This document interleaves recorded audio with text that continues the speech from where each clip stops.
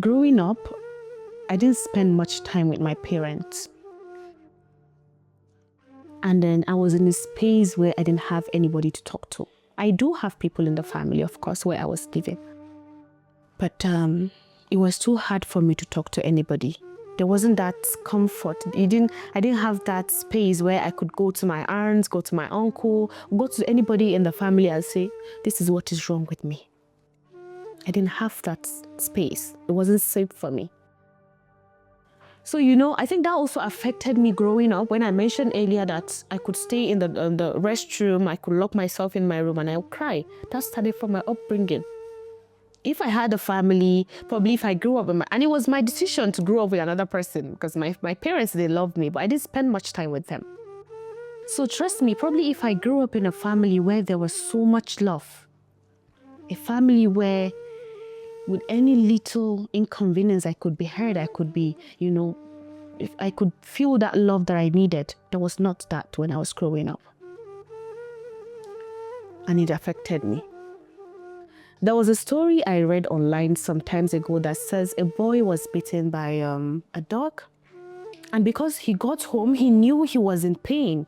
But he had to lie to the parents because he didn't want to be beaten because he knows how his dad will react. Oh, you're playing rough play, they will beat him and blah, blah, blah. Stuff like that. So imagine your child of 12 years old, I think 12 or 14, does not have that comfort. He doesn't have the mind to come and talk to you as his father or as a mother.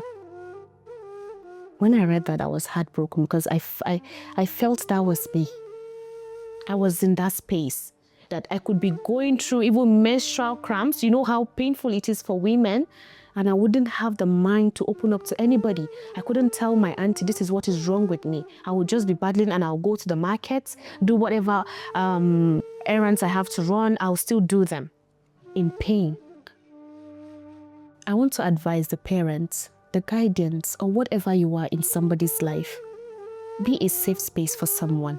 I have gone through it and I knew how it affected me growing up.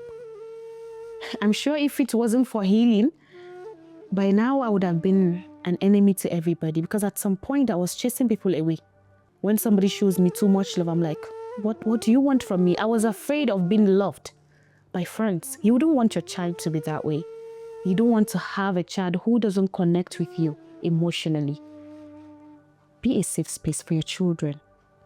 And you could be at the loss of your child when they are not comfortable enough to speak with you when there's something going on. You wouldn't have that connection with your child. Imagine seeing your child being much more closer to a stranger that you do not even know. You know how that would feel, right? There's a lot more consequences. You could lose your child to depression because they are not finding so much comfort in you, or because they don't connect with you emotionally to share their problems with you. You could be living with your child in the same house and tomorrow he's committing suicide and you don't know. But when you're an attentive parent, you would know when your child is in troubles.